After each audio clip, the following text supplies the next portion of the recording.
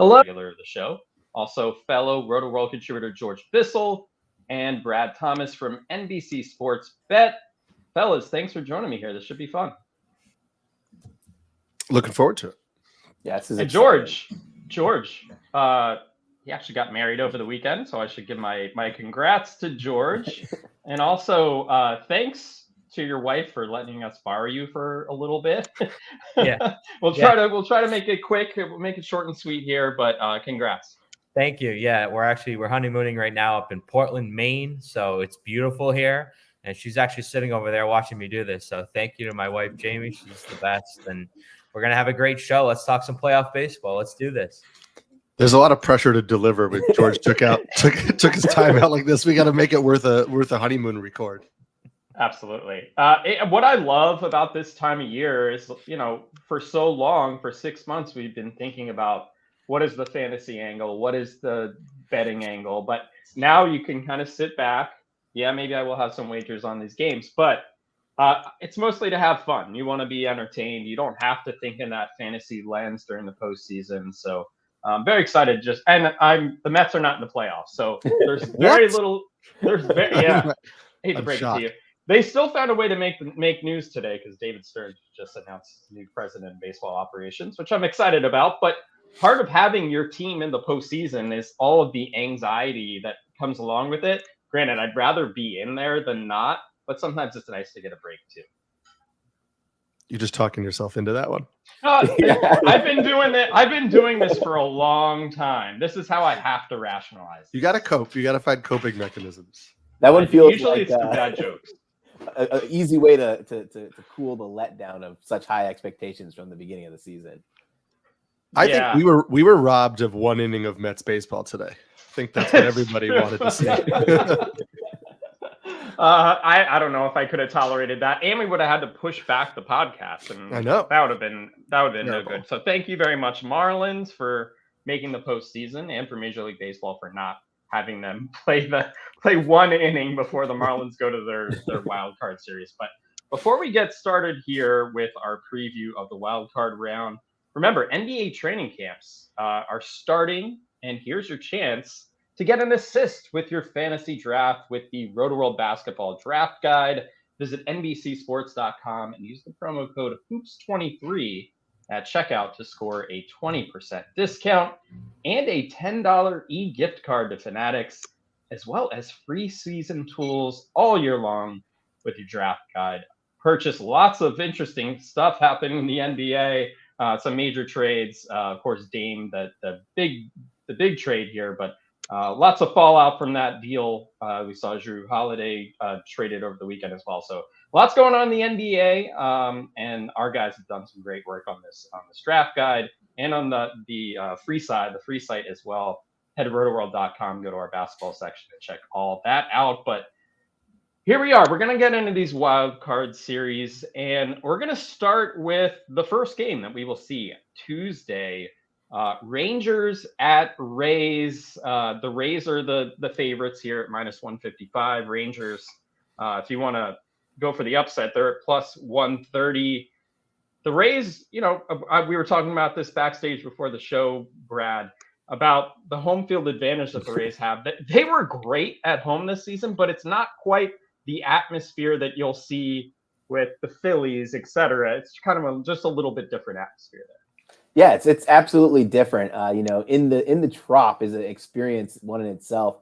I really do hope the Rays faithful starts purchasing up those tickets. I'd say they're probably a little less than 50% sold right now. And for those who don't know, they don't even open up the top part of the section. So ultimately it's even less than that.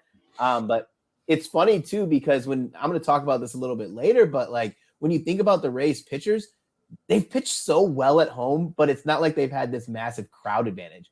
It could just be the difference of playing indoors, like a legitimate indoor, no retractable roof stadium.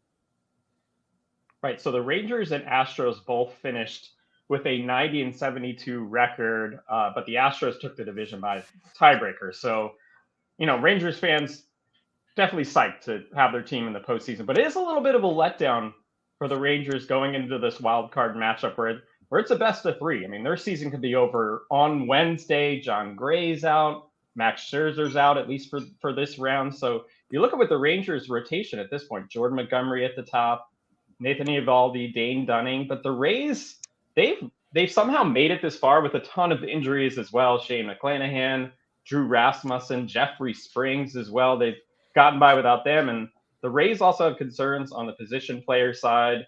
Brandon Lau, Jose Siri, Luke Raley, iffy for the series. Lau we're not going to see.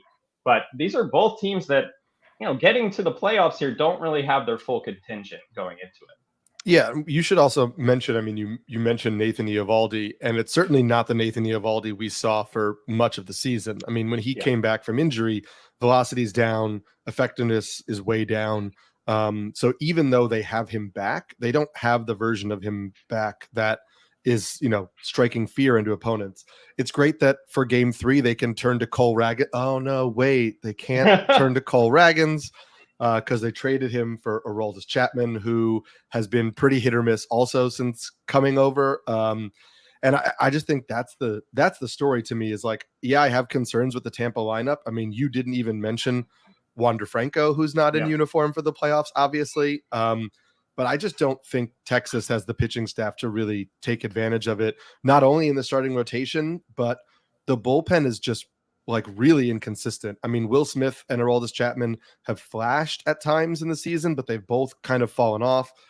Jose Leclerc is kind of their most reliable reliever. And then you're pairing that up against a Tampa bullpen, which over the last couple of months with, Jason Adam and Pete Fairbanks and Robert Stevenson, it's just like it's night and day in terms of, who you trust in those late game situations.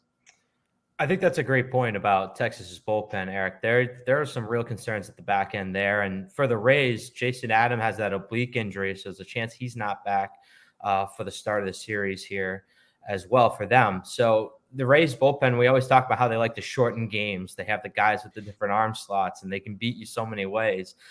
The starting rotation still has been pretty good for them. Tyler Glasnow gets the ball for game 1. He's been one of the best pitchers in the American League in the second half of the season. So I think the Rays, if you're looking at this series overall, they just have the pitching. And while their lineup's maybe not as deep as it was a few months ago, I think they'll be able to score enough runs against that Rangers pitching staff to win that series.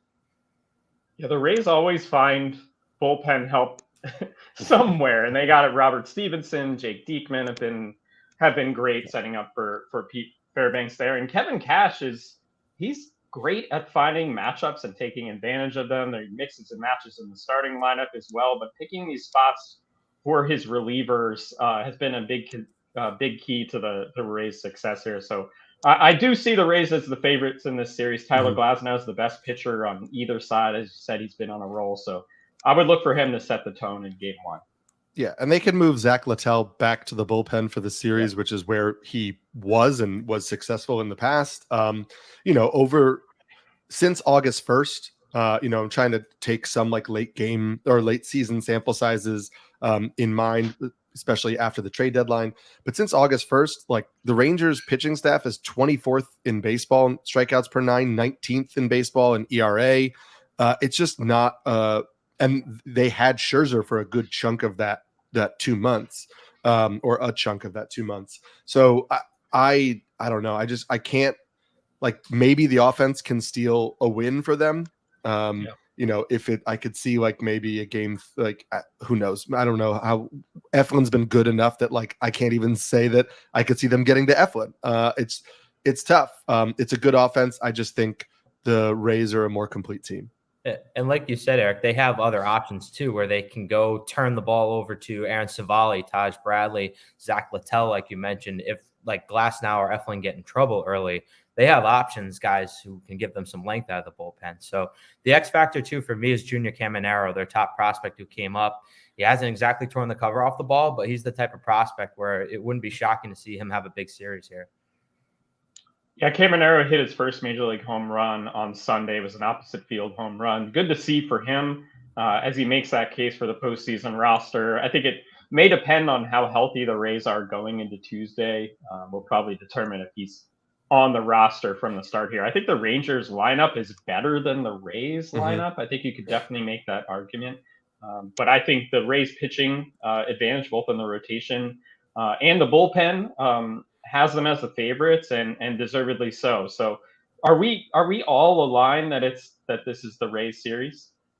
Yeah, I think Yes. so. It's hard. Like when you get to the postseason of MLB, you're not talking about how the bats are doing. You're talking about how the pitching's going. And with that advantage, it's like, I don't care who's batting for the Rangers. You're just not going to, it's not like it's the Braves lineup. You're not going to just out bat good pitching.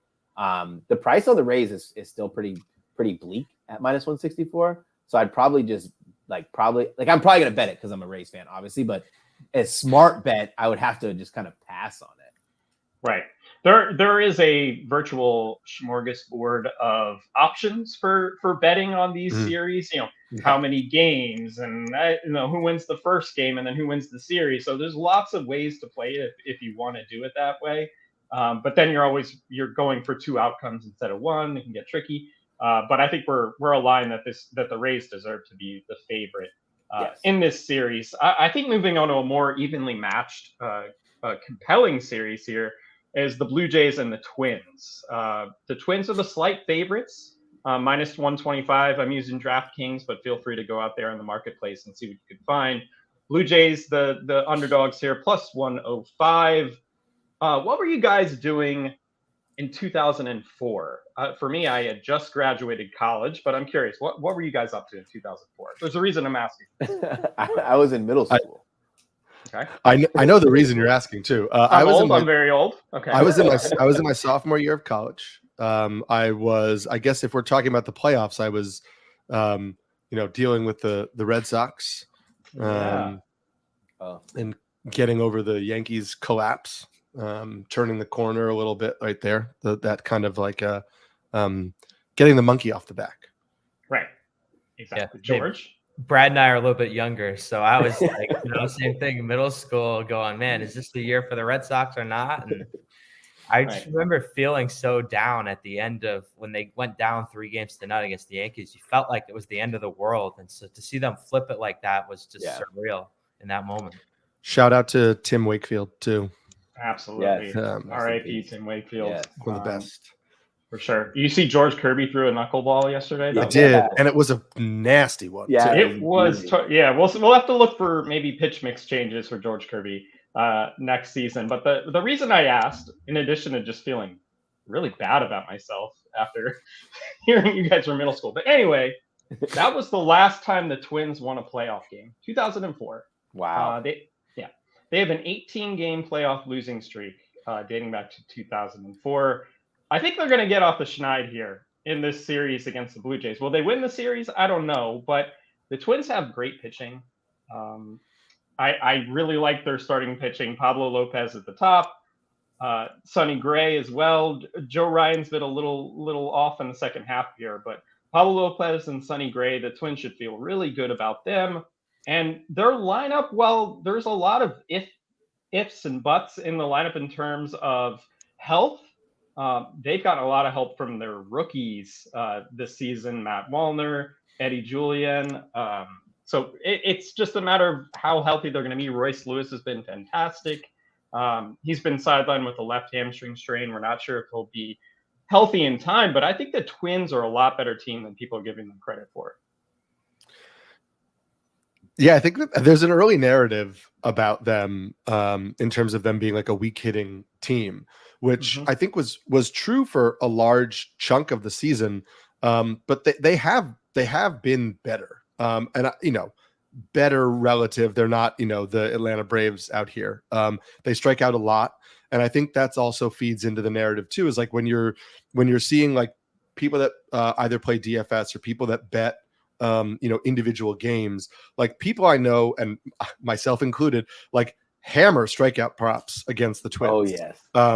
You can make a lot of money doing that, and you probably could in the playoffs too, but they still find a way to win those games. And they might still strike out a decent amount, but there are some good hitters in that lineup. They're not like the names aren't really exciting to you, but like Jorge Polanco's been good. Max Kepler has been really good. Like Ryan Jeffers has been good. You mentioned Wallner. Like people hated Kyle Farmer because he kept Reds prospects out of the lineup last year, but he's been a solid major league regular. There's nothing overly exciting about it. And then, like even guys like Donovan Solano, Michael A. Taylor, like they're going to put up enough runs, and they're relying on pitching to win this series. And the reason why I personally like them is I think we underestimate the Twins offense, and I think we overestimate the Jays offense because of the high profile names in that lineup. Yeah, Eric made some really great points, especially about the Blue Jays lineup being really underwhelming this season. Guys like Vladimir Guerrero Jr. just haven't been that monster in the middle of the lineup that we've come to expect. And to put some numbers on his stats, he went exactly where I was on the strikeout numbers. The Twins were 7th in OPS this year, but they led the majors in strikeouts. So that's the thing to watch. And Kevin Gossman led the American League in strikeouts. So the Blue Jays have the arms to be able to exploit those matchups. But I look at, like Brad was talking about, with the pitching staff, and the advantage I think the Twins are going to have there is Pablo Lopez at the front has been excellent this season. And you have Sonny Gray, who's one of the best pitchers in the American League as well, nearly won the ERA title. And then you have Joe Ryan and Bailey Ober as well in a do or die game 3 type of situation. So I think the pitching staff is going to be enough, and that lineup can score enough runs to win that series. Yeah, when I look at the pricing, I want to take Blue Jays at plus 110 just because I think they're a little bit more even. But when I was breaking down this series, I'm like looking at the rotation for the Blue Jays, and I don't know if it's going to be enough to win 3 games win out of 3 games. I would probably take this. A bet that I'm probably going to play in multiple series is this to go 3 games. It's a price around minus 110. I think they have to get to either Lopez or Gray early. Because I don't think they're going to put up enough runs to withstand like a long 2 to 3 kind of game, 1 to 2 kind of game. I think they'll lose. And a lot of that has to do with how underwhelming their bats have been. But I think that's probably how I'm going to play this, is the series to go 3 games at minus 110. At least that way, I don't have to worry about a team and picking which side, and I can have a little bit of excitement if it goes to 3. Yeah, I love that idea. And I think, again, if we're talking bullpens here too,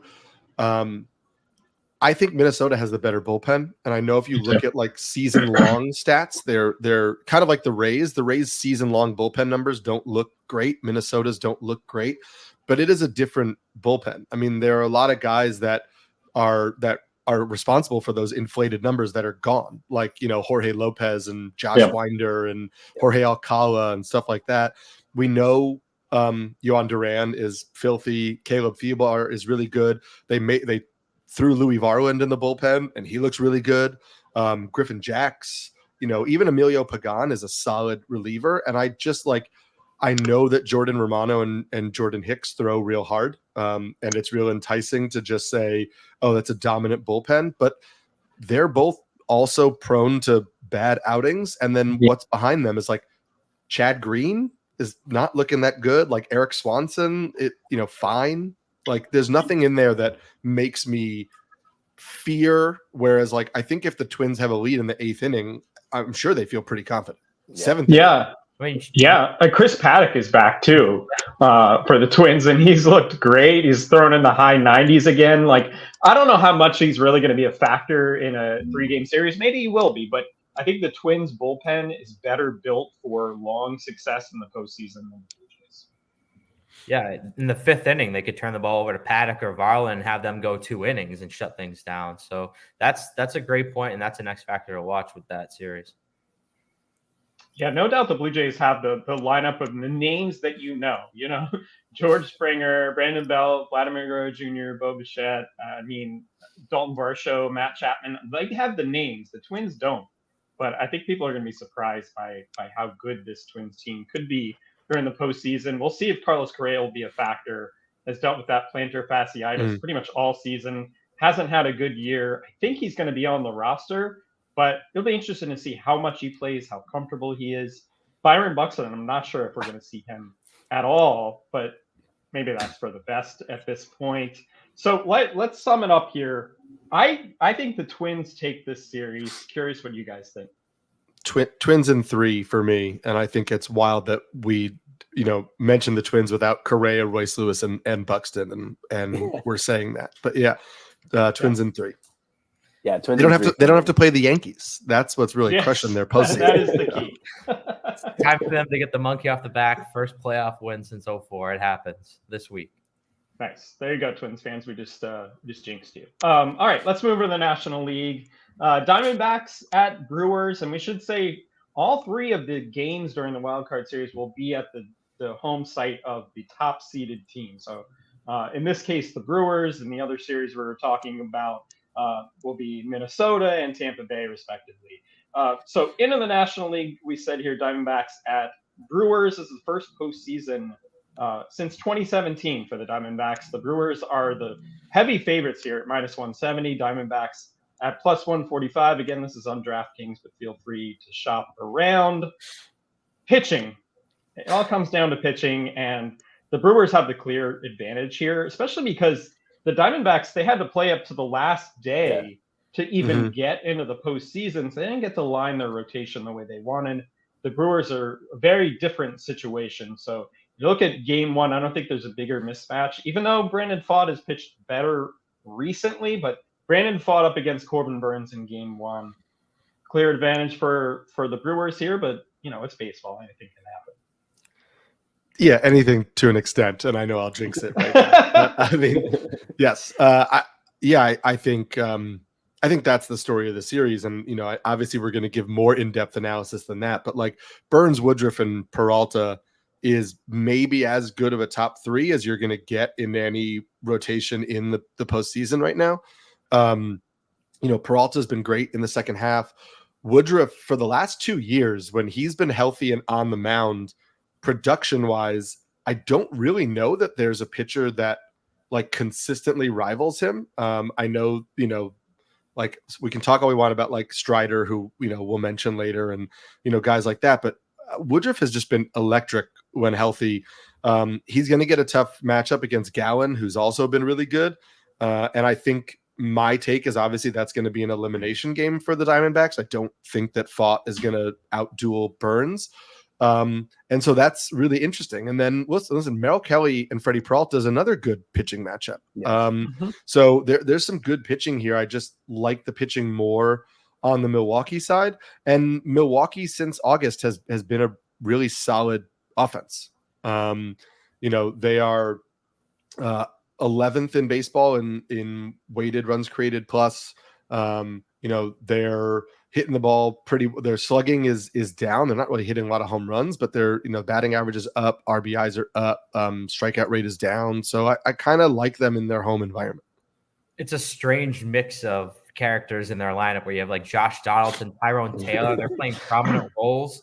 It's kind of unthinkable, but the thing I go back to is Brandon Pfaadt. When he struggled, it's been with the home run ball. And this is not the ballpark to have that type of issue come up. And the Brewers can take advantage of that. So that's where I lean in the first game. The one variable I look at that could be a factor in this series is Arizona's team speed. Not just Corbin Carroll. They have a ton of guys who can run and make things happen on the base paths, where if they get into a small ball, low scoring game, they might be able to scratch out a run or two and get back into a game. If the series looks like it's going that way. So that's the one area I look at Arizona. I think that could make things interesting. And Devin Williams, I mean, DJ, you were talking about the rest and lining things up. He hadn't pitched in so many days that the Brewers last week were like, we have to get him in some games. He hasn't pitched in a week. So there might be some rust components there for Milwaukee's bullpen. So I just think those are small things to watch. But overall, the pitching advantage for Milwaukee is big in this series without Gallen going game one. Yeah, when I saw Pfaadt announced as the starting pitcher for the Diamondbacks, I actually texted my group chat and I said, so are we just going to hammer Brewers game one? And I actually think that's probably the smartest way to play it. You get a little bit of better price at -184. And I know the juice appetite for a lot of casual bettors or recreational bettors is not very high. They don't want to play something that has a big minus sign in front of it. But we have to talk about implied odds. I think you have a better chance of winning that game one matchup, isolating it as much as you possibly can, and not have to worry about a -200 for the series. Just win game one, and then you can enjoy the rest and do whatever you want with your profits. I just think the pitching matchups is a massive advantage here. We've talked about the Brewers in previous years, how they are built for a long postseason run with this rotation.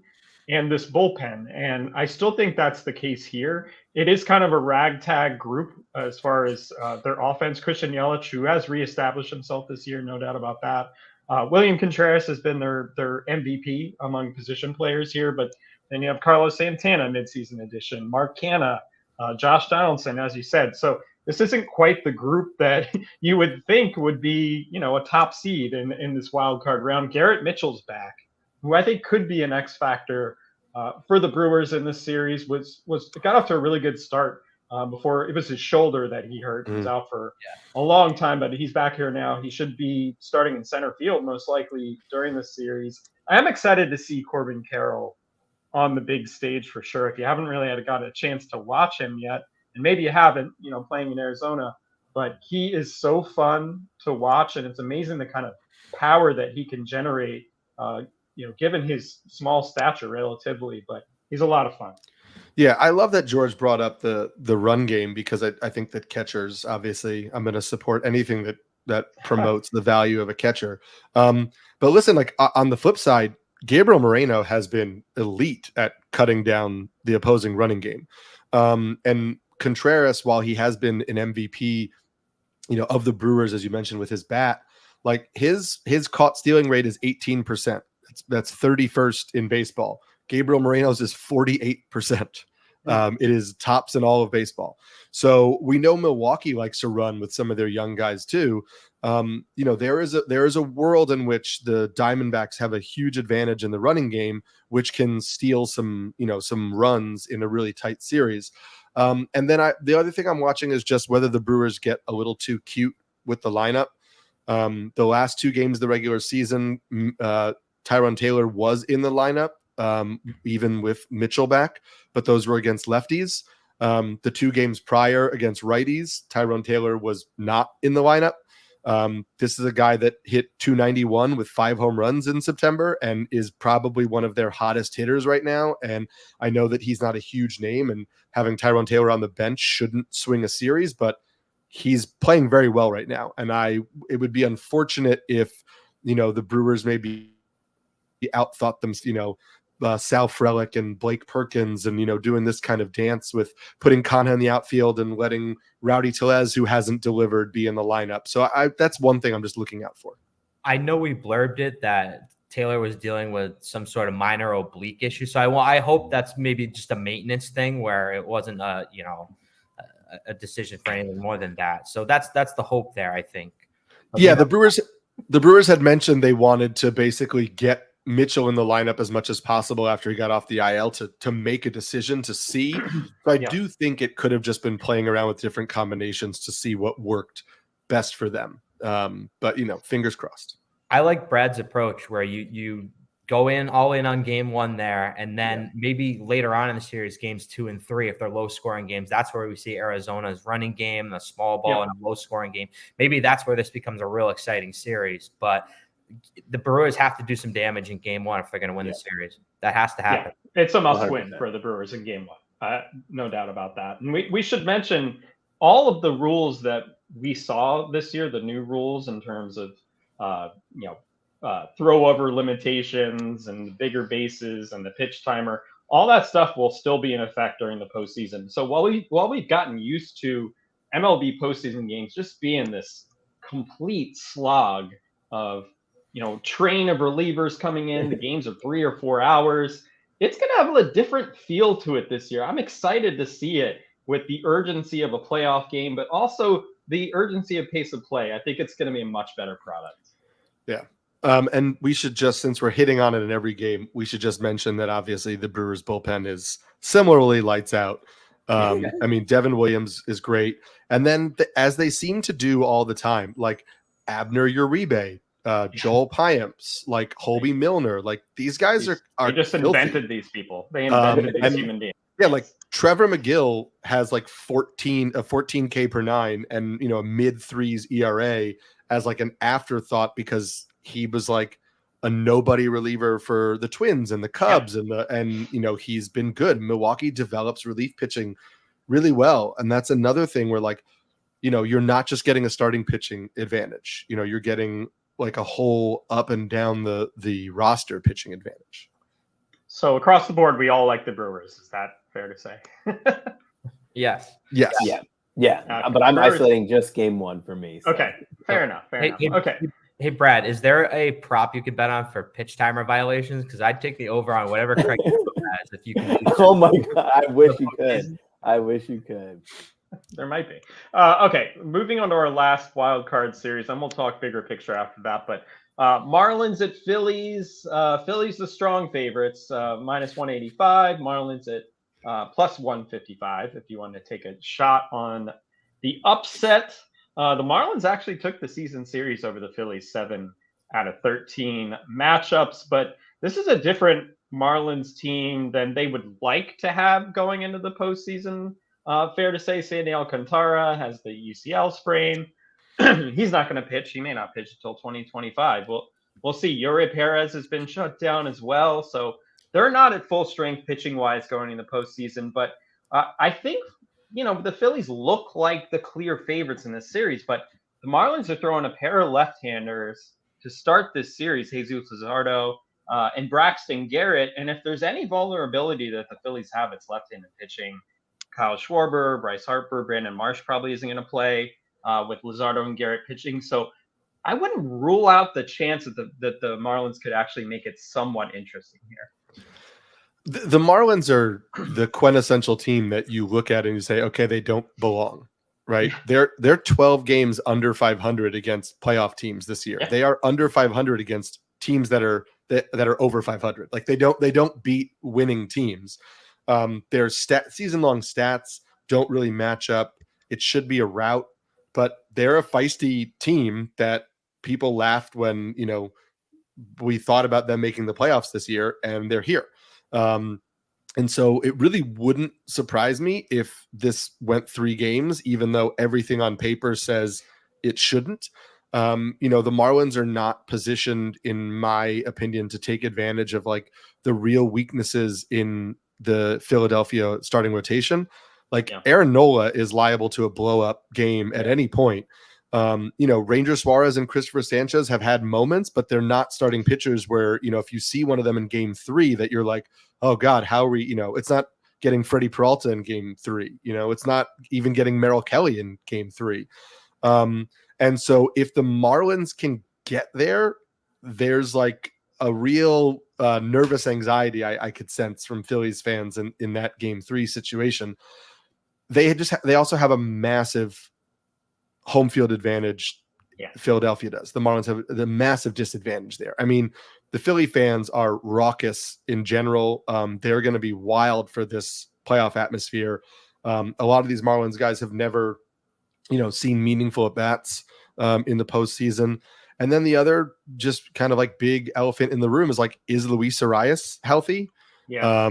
He's going to be in the lineup. Skip Schumacher already came out and basically said nothing's going to keep him out of the lineup, but can he move enough to play defense? Is he a station-to-station guy anyway? Is their season going to be ruined because of an entrance for the closer that, got one of their best hitters out? And so, they already had defensive issues. If he's a liability on defense up the middle too, that's another issue. So I know where Brad's going to go. It's pitching in this series, and he's talked about it. And we also talked about the advantage of being able to line up your pitching staff. And that's what the Phillies had by clinching early, where they were able to get Zach Wheeler in position, Aaron Nola as well. One of the things about Aaron Nola is that, yes, he is prone to that occasional blow-up start, but he's pitched extremely well when he's been on extra rest. So that's going to be a factor here as well. He's tended to pitch well in those spots before. So the Marlins, it's going to have to take something weird for them to win this series. I think there's just a huge advantage, I think, for Philadelphia on the pitching side right now. And even looking at game 2, like Braxton Garrett hasn't gone past, 5 or 6 innings in a long time. So that might be essentially a pseudo bullpen game for Miami in game 2. So I just think there's a lot of things that aren't in their favor early on in this series.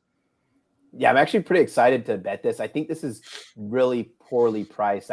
I would probably have the Phillies closer to minus 250 to win the series, just because of the fact of the advantage of home field at in the third game if it goes 3. I'm going to take the Phillies to win the series here. I'm also going to take a little small sample on this series to go 3. I'd definitely have to shop because I want to get a little bit better than minus 110. But like even in the 2 wins that both Garrett and Luzardo have over the Phillies, like they didn't pitch gems. Like I think it was like 6 runs, 7 runs for Luzardo, and then like 5 runs and 6 runs for Garrett, and that, and like a ton of hits, 9 hits in one of the games. Like it wasn't one of those. They weren't outings where they were just beautiful. So for me, it's definitely, I'm not going to say pitching matchup, but you guys know what I'm thinking, and I just think that overall for the Phillies, the price is wrong.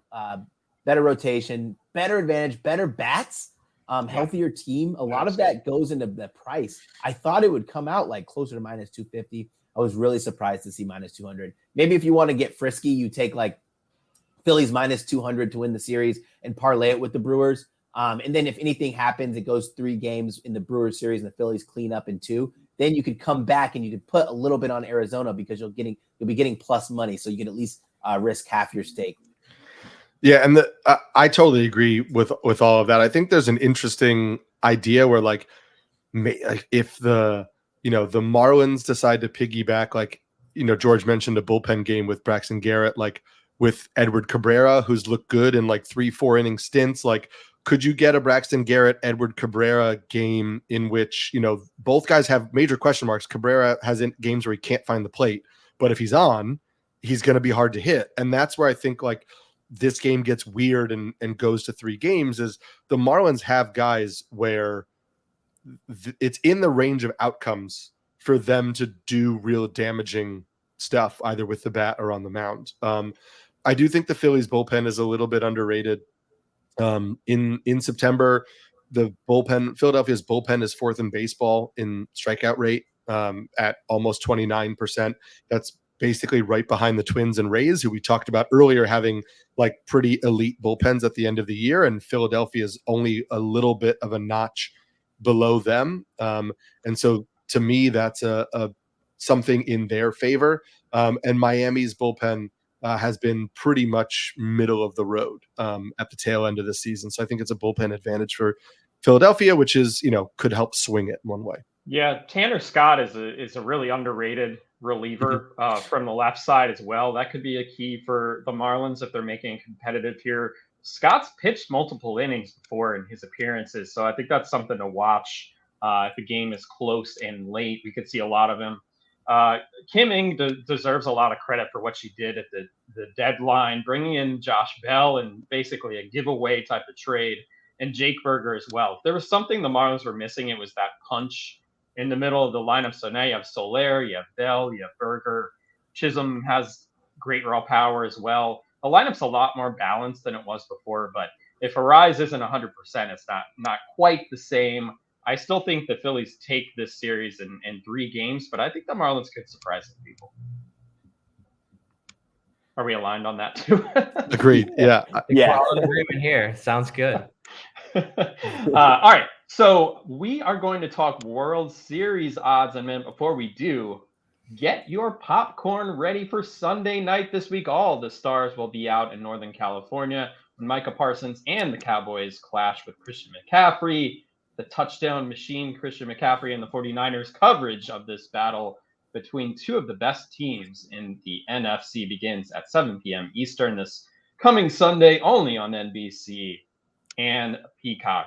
So, like I said, we're going to talk big picture here. We just talked wild card series, but let's look a little bit further into the month here with our World Series odds. Brad, I'm going to lean on you a bit here. I'm looking at the DraftKings odds, but obviously feel free, like I said earlier in the show, shop around in the marketplace for the best odds, best prices for you.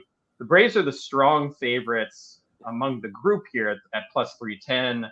You have Astros, Dodgers plus 450, Orioles at plus 700, Rays at plus 1,000, Phillies plus 1,300. How are you feeling about these early prices here, Brad?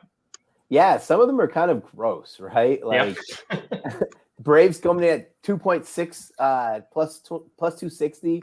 They have their own pitching questions as well.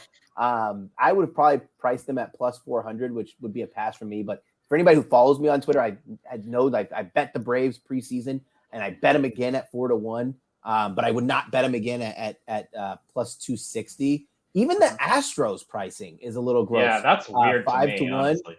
We talked about this offline, but if there were to be a team that I'd want to roll over their bets, basically what that means is bet their series and just take that money and bet their series throughout the rest of the World Series, it would be the Astros. Because I did the math, and these are just like baseline projections. Even if they face the worst team possible in each of their series, you could get closer to 6.5 to 1. Which is better than the 5 to 1 number that's sitting right now. So basically what you do is, let's say the Blue Jays win, you bet the series price for the Astros, then you would take it and you take the series price for, we'd have to need at least the Rays to win probably, but take their series price against the Rays, then their World Series price, you take that and you just keep rolling the money over, which should get you closer to 6 to 1. But I think the what's funny is, as betting becomes more popular, we're going to start to see more egregious numbers towards the bottom. The Marlins at 45 to 1 plus 4,500 is probably the most mispriced thing I possibly could say, and not in a good way. You're telling me the Marlins, I would probably price them probably close to 60 to 1, maybe 70 to 1. But books aren't going to do that because they're going to want to cut down their liability. So it's funny. It's really funny to look. I have a couple of teams that I would be interested in. Maybe the Phillies at 12 to 1. Yeah, they're probably the most appropriately priced. They have the bats, they have the pitching to withstand a long run. But then look, think about the Rangers. Sorry, I'm going on this soapbox here, but I love this kind of stuff. It gets me excited. Like, think about the Rangers. When the Rangers had a healthy rotation, they were 20 to 1. Now all of a sudden they are in a worse situation because now they have to play in the wild card. Now they play on the road in the wild card, and they're still 20 to 1. Like, there's just pricing out here. I think that I don't want to call any sports books out, obviously, but books kind of take advantage of the bigger names, and they don't really factor in situation because they know that the casual sports bettors are going to bet on these teams. I mean, that's a great point. I didn't know you were going to go all in on Houston here, but that was actually going to be my pick. If we look at things, I just really like their pitching staff. I think they just have so many guys, and we saw it the last few postseasons, who can just get outs, and it doesn't matter what role they're in. You have obviously at the top of the rotation, Framber Valdez and Justin Verlander with all of their postseason experience, but you have guys like Christian Javier and Jose Urquidy, Hunter Brown, JP France, where they're comfortable pitching in relief as well. So I just think they have so many ways to drive down run production for opposing lineups, and their bullpen's phenomenal as well. So I like their lineup too. Even guys like Chas McCormick, Yainer Diaz, they're deep. They have talent there. And you have the guys like Yordan Alvarez who lead the way, Kyle Tucker, Jose Altuve. They can just beat you so many ways. They can win so many different types of games. I think that versatility is what's going to help them get to the World Series and ultimately, win it. I can't believe I'm going to say it out loud, but I think if the Twins win the first round, I think the Twins beat the Astros. I hear everything you're saying, George. But I just think it's Framber and Verlander, and that's it. Javier has a 4.84 ERA in the second half of the year. I had Hunter Brown on a lot of fantasy teams, and the second half of the year was not fully kind to him. This is a young pitcher who has gone above his innings pitched for his career. He had a 6.57 ERA in the second half of the year. Jose Urquidy has some issues as well. We talked about, I think the Twins have a major pitching advantage in that series. We talked about how good the Twins pitching staff has been. And the Houston pitching staff, Houston starting pitching from August 1st on is 22nd in baseball with a 4.90 ERA. And the Twins are 4th in baseball. If you look at, bullpen over the last month, the Twins bullpen is the highest strikeout rate in all of baseball. And the Astros bullpen is fine. It's 12th. But I just think the Twins, I know it's hard to keep that lineup in check. And there is the baseball fan in me that's there's no way you could possibly predict this Twins lineup to beat that Astros lineup. But if we are saying that pitching and defense matters in the postseason, I think the Twins would have a major pitching advantage, not in name value, but in performance in that series. And I could see it just getting weird. I think, like you said, if it's low-scoring games, the Twins have a shot and they can win that series. If it's a slugfest, like the Astros lineup, if they can't keep them in check, I think Houston has a real shot at beating them. So that would be a real compelling series, and I think you made some really great points, and I want to see it play out because I think it could go either way depending on what types of games they are. I'd love to see it, and I think that's the reason I have Tampa going to the World Series from the AL. I think the AL is wide open. I really do think the Felix Bautista injury really hurts Baltimore. I mean, that bullpen has not been the same at all without him. I can assume that Baltimore Tampa series is going to be really close, and that's a major bullpen advantage now for Tampa. And then, you have the kind of intrinsic things that nobody wants to talk about because they just want to talk about data, but there's a lot of really young players in Baltimore getting their first taste at this level of baseball. And they're professionals and they've played in big games in their careers before. And nobody's saying that they're going to totally, do nothing, but Tampa's been here. They've done this. They know how to rise up. They know how to respond. I think if they make to the second round, there's a chance they get Brandon Lau back, was what I was reading.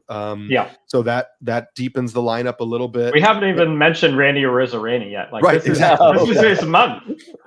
He woke up today. Yesterday was October 1st, but he woke up ready to go. And the Orioles lineup they're good. They're fine. I'm excited for Baltimore. I'm ready to root for them as a fan of baseball. I just see it being tough to beat Tampa in that series. Yeah, there's such a wide range of outcomes. Brad, what are your thoughts on the Dodgers? We haven't talked about the Dodgers. What do you think about them from a betting standpoint? Because that's one of the teams you haven't hit on. That would be interesting.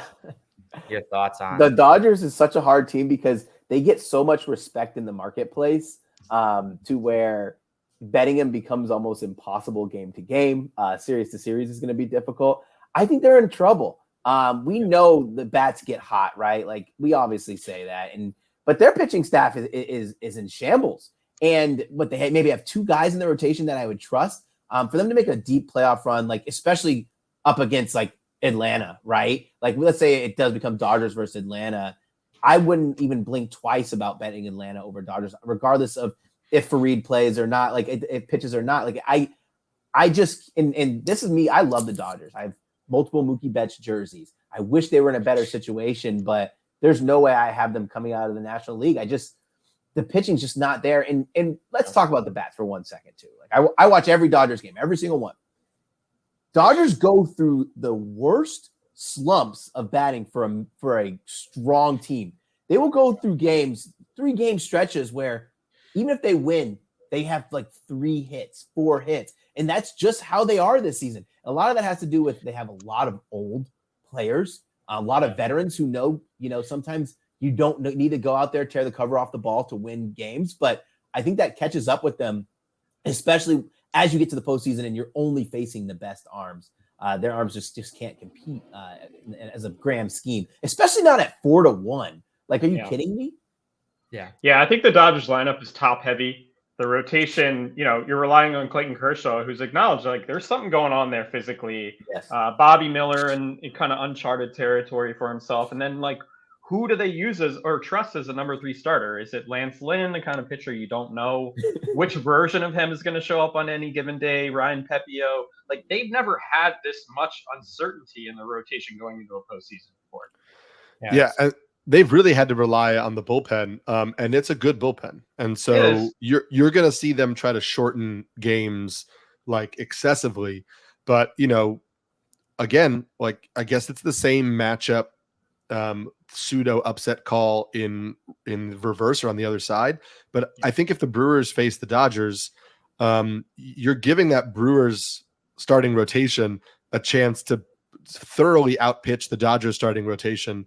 And I do think that could swing that series in favor of Milwaukee. Obviously it requires Milwaukee to put up runs, and we've seen that offense go quiet for long stretches.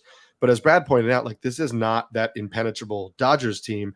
And I think they're going to be at a starting pitching disadvantage in basically any matchup where they face the Brewers, because this version of Kershaw is not better, in my opinion, than Burns. Lance Lynn is not better than Brandon Woodruff. Like Bobby Miller doesn't match up with Freddie Peralta. Like it kind of goes on. Like, and it's weirdly like Pepio and who is it, like Wade Miley is there for? That might be a toss up. Like Wade Miley is boring, but he's a solid pitcher. And he's the type of guy that like when he is your fourth starter in a, and you need him to just go 5 innings in a playoff game, like he can do that. If Walker Buehler were healthy and had the stamina to be able to work, 5-6 innings, that would have been maybe a difference maker for the Dodgers in the playoffs, but he's obviously not going to pitch. So it's too bad. Let's talk about this other side of the NL bracket here, which I find really fascinating. We do favor the Phillies over the Marlins, so we think it could be close.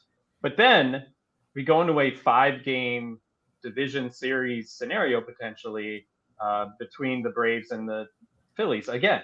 And last year, the Phillies beat the Braves in that very situation and went on to the World Series. And I think top to bottom, the Braves are the best team in baseball. I don't think there's any disputing that. You look at the lineup, it is just insane, the firepower that they have. Acuna, 41 homers, Ozuna, 40 homers, Matt Olson, 54 homers, Austin Riley, 37. It is just a really tough lineup to go through.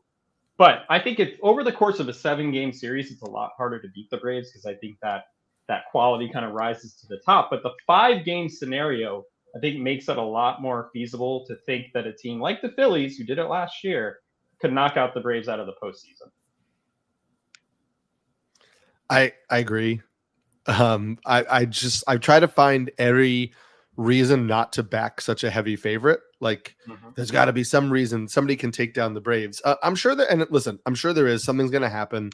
Their starting pitching is good. But we know if we get like a mediocre Spencer Strider game, that they're vulnerable. In August, from August on, their starting rotation is 23rd in baseball with a ERA of 5. So there's a weakness right there. Yeah. It just so happens that the Phillies starting rotation has an ERA of 4.61. So that's not like a huge advantage. I just think that the Phillies are not really positioned to take advantage of the weaknesses that the Braves have. And if it's an all-out slugfest, I just favor that Braves lineup in an all-out slugfest.